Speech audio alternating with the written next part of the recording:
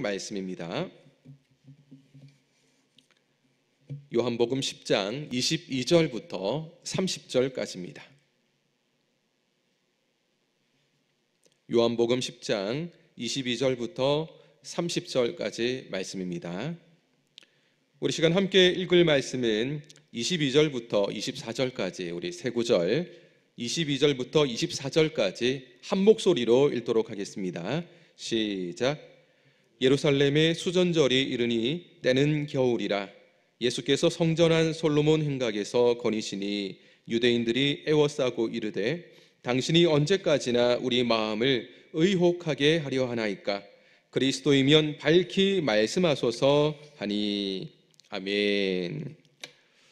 우리 계속해서 요한복음을 보고 있는데요, 요한복음 7장부터 지난번 보았던 10장 21절까지 말씀은 예수님께서 예루살렘에서 초막절을 지키시는 가운데 유대인들, 특히 바리새인들과 논쟁을 했던 내용이 기록이 되어 있었습니다. 그런데 오늘 본문부터 시작되는 말씀은 초막절로부터 좀 시간이 흐른 상황에서 벌어지는 말씀입니다. 그럼 언제인가? 우리 본문 읽었던 22절 한 번 더 읽습니다. 시작. 예루살렘에 수전절이 이르니 때는 겨울이라. 아멘. 수전절이 되었다라고 말씀하시죠. 그리고 이때가 겨울이다라고 말씀을 하고 있습니다. 근데 이 수전절이라는 절기는 모세의 율법에 정한 절기는 아닙니다.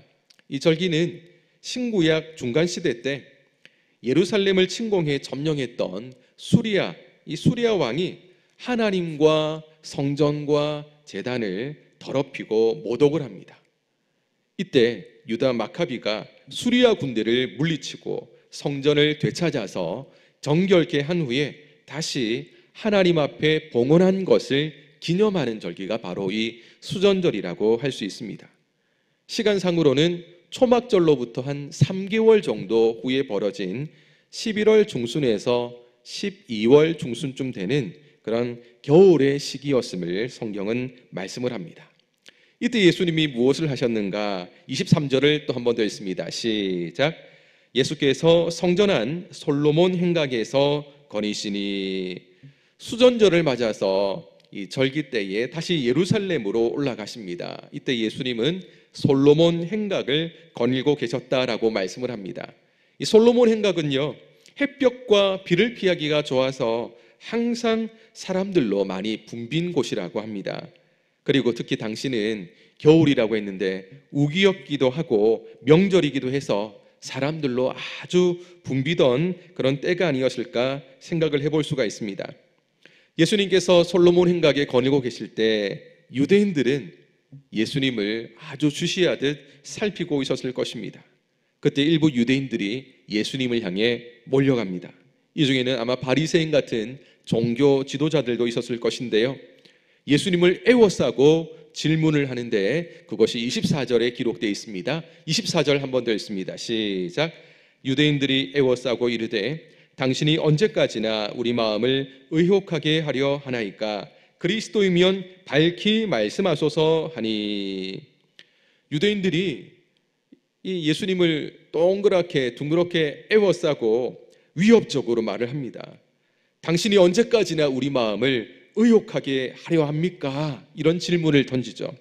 이 말은 언제까지 우리를 괴롭게 하려고 합니까? 언제까지 우리의 속을 뒤집어 놓으려고 합니까? 이런 뜻이라고 할 수 있습니다. 쉽게 말해서 예수님 당신이 메시아가 맞다면 나는 메시아가 맞다, 아니면 아니다 라고 속 시원하게 말해라고 하는 거죠. 사실 이런 유대인들의 질문은 예수님 이후에 수많은 시기 동안 예수님에 관한 문제로 사람들은 갈등을 겪어왔습니다. 많은 사람들은 예수님은 정말 하나님의 아들이 맞는가? 아니면 단순히 한 인간에 불과한가? 유대인들은 지금 예수님에 대한 논쟁을 일삼으면서 예수님을 메시아로, 그리스도로, 하나님의 아들로 인정하기를 거부했죠. 이것은 곧 하나님마저 거부하는 일이기도 했습니다. 예수님은 유대인들을 향해서 내가 문제가 아니고 당신들이 문제가 있다라고 말씀을 하시는데요. 우리 25절 같이 읽습니다. 시작. 예수께서 대답하시되 내가 너희에게 말하였으되 믿지 아니하는도다. 내가 내 아버지의 이름으로 행하는 일들이 나를 증거하는 것이거늘. 아멘. 예수님은 지금까지 논쟁을 하면서, 그리고 논쟁 그 이전에도 하나님의 말씀으로 또 행동으로 기적을 보여주면서 자신이 스스로 하나님이심을, 그리고 하나님의 아들이심을 유대인들에게 보여주셨죠. 그런데 문제는 유대인들이 이 놀라운 영적 진리를, 메시아인 그리스도를 볼 눈도 없었고 하나님의 말씀을 들을 영적 귀도 없었다는 것이 문제였습니다. 사실 이 유대인들은 예수님이 오신 이후부터 예수님을 믿을 마음이 없었습니다. 그냥 믿기 싫고요, 받아들이기 싫었다는 거죠. 이게 뭐라고 말할 수 있습니까? 불신앙입니다. 진리가 앞에 있는데도 스스로 거부하는 것, 불신앙입니다. 본인이 믿기를 거부하기로 작정했다면 아무리 우리가 진실을 말해줘도 어떻습니까? 이미 마음은 거부하기로, 부정적인 마음으로 가득하기 때문에 어떤 증거를 갖다 들여 밀어도 이 사람은 거부하게 됩니다. 기적을 일으켜도 믿지 않는 거죠. 믿으려는 마음이 없으니까 믿지를 않았다는 겁니다. 바로 이것이 유대인들의 문제였습니다. 오늘 이 시대 현대인들도 어떻습니까? 똑같은 모습을 가지고 있습니다. 이미 마음에 그리스도에 대한 모습, 그리고 교회에 대한 마음, 이게 부정적으로 아주 가득합니다. 그래서 교회에서 뭐 하나 조그만 잘못이 세상 가운데 드러나도 어떻습니까? 마치 교회가 가장 큰 악의 원인인 것처럼 사람들은 얼마나 이 교회를, 또 성도들을 정죄하는지 모릅니다. 하나님을 믿으려는 마음도 없고 하나님을 믿고자 하는 마음, 그리고 믿지 않으려는 그런 불신앙으로 가득하기 때문입니다. 그래서 하나님의 존재 여부와 상관없이 무조건 믿지 않으려고 하는 이런 고정된 틀을 깨뜨리지 않는 이상은 세상 사람들에게 우리가 복음을 전해도 그들이 돌아오지 않을 겁니다. 이 성령께서 감동을 주셔야 되는 겁니다.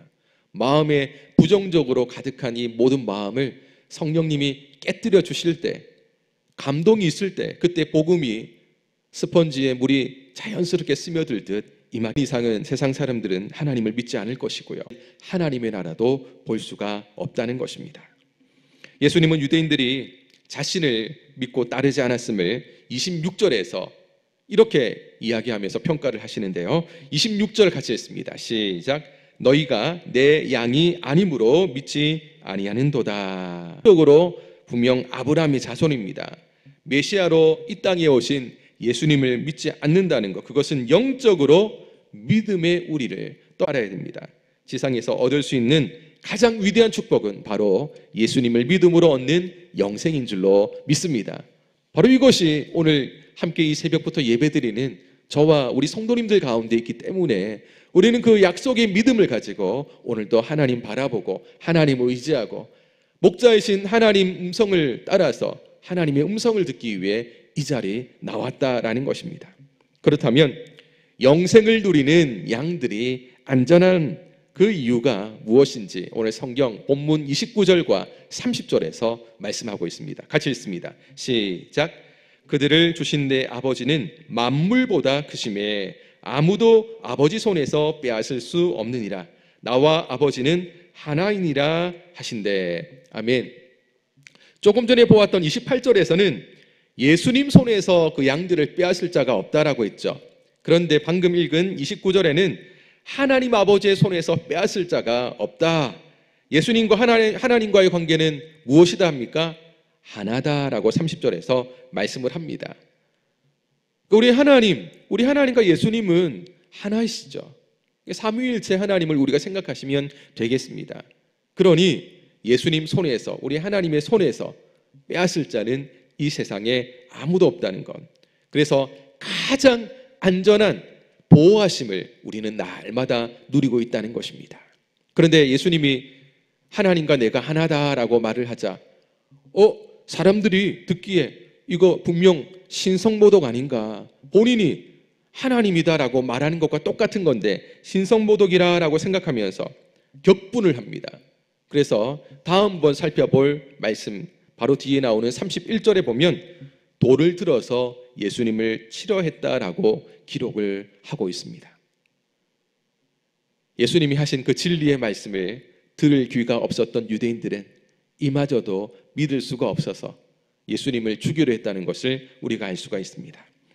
말씀을 맺도록 하겠습니다. 유대인들은 어쨌든 그들은 예수님이 메시아인지 아닌지를 알고 싶어 했죠. 예수님은 설명을 해줬습니다. 그 이전에도 기적들을 보여주면서까지 이건 보통 사람이 할 수 없는 일인 것을 사람들에게 눈으로 보여줬음에도 불구하고 그들은 믿으려는 마음이 없었기 때문에 기적을 딱 본인들 앞에 보여줘도 안 믿는 거죠. 오병이어의 기적을 보여줘도, 어떤 기적, 어떤 병자의 치료를 보여줘도 그들은 와 하다가도 금세 어떻습니까? 이거는 잘못된 것이야, 이거는 절대 아니야, 그들 스스로가 부정적으로 인식하고 믿지 않았던 겁니다. 무엇보다 그들이 생각했던 메시아는 당시 로마의 압제로부터 우리나라를 해방시켜줄 정치적인 메시아를 기다렸다는 게 문제입니다. 근데 예수님은 그런 분이 아니었지 않습니까? 그러니 더더욱 이 유대인들은 확신을 가지고 우리가 기다린 메시아가 분명 아니다라고 그들은 판단했습니다. 예수님께서는 유대인들이 내 양이 아니기 때문에 예수님을 믿지 않는다라고 말씀을 했죠. 진짜 양은 예수님의 음성을 듣게 돼 있습니다. 판단할 수 있는 것입니다. 근데 유대인은 메시아 예수님을 보고서도 알아보지 못했다라는 것은 그들이 예수님의 양이 아니다라는 증거였습니다. 예수님의 양은 주님의 음성을 듣고 순종하는 양이라고 했죠. 이 양들은 세상에서 가장 안전한 보호를 받게 됩니다. 그래서 이 양들은 어떤 순간에도 목자가 우리를 지켜줄 것이기 때문에 신경을 안 쓰는 거죠. 고난과 어려움, 우리도 이 땅에 살아가는 가운데 예수님 믿어도 고난과 어려움, 역경들은 찾아옵니다. 그런데 이런 어려움이 찾아오더라도 목자 되신 하나님을 꼭 붙잡고 목자 안에 거하는, 믿음의 우리 안에 거하는 양들은 절대 염려하거나 세상 방식으로 이 문제를 풀려고 하지 않습니다. 오직 하나님의 강한 팔이 나를 붙잡아 주실 것을 믿고, 그리고 나를 온전히 보호해 주실 것을 믿기 때문에 진짜 양은 하나님만 바라보게 되어 있습니다. 그래서 주님의 양들은 역경에서도 먼저 하는 일은 뭡니까? 믿음으로 하나님 앞에 나아가서 엎드리는 거죠. 하나님의 도우심을 구하는 것, 바로 그것이 가장 지혜로운 것이다 라는 것을 알기 때문입니다. 그런데 예수님을 믿는 성도님들 가운데도 문제 앞에서 세상을 먼저 찾고 세상에서 문제 해결을 하는 사람이 있습니다. 그런데 안 되니까 그제서야 하나님 앞에 나오기도 하는 거죠. 먼저 나왔다면 좋았을 텐데, 아마 그렇게 나온 분들은 꼭 나오고 난 뒤에는 내가 잘못 판단했구나라는 것을 깨닫게 될 것입니다. 돌아가면서 가는 길보다는 믿음으로 주님 앞에 먼저 나가는 것, 바로 그것이 훨씬 믿음 안에 지혜로운 사람이라는 것을 우리는 잊으면 안 되겠습니다. 인생의 모든 문제를 오늘도 우리가 주님 앞에 다 가지고 나아가서 하나님 앞에 딱 펼쳐놓으십시오. 그러면 하나님께서 그걸 보시고 왜 이런 거 가지고 나왔냐, 이런 것은 네가 알아서 해라 할 분이 절대로 아닙니다. 작은 문제 하나까지도 하나님께 가지고 와서 하나님 도와주십시오, 하나님 앞에 구한다면 하나님은 그걸 보시면서 우리의 마음을 시원하게 이 모든 문제를 해결해 주기 위해서 하나님께서 친히 일을 행하실 줄로 믿습니다. 오늘 그래서 우리는 하나님 앞에 나와서 매일같이 기도한 것 아니겠습니까? 왜냐하면 매일같이 하나님 붙잡지 않으면 언제 어느 때에 우리가 넘어질지 모르는 연약한 존재라는 것을 우리가 잘 알기 때문입니다.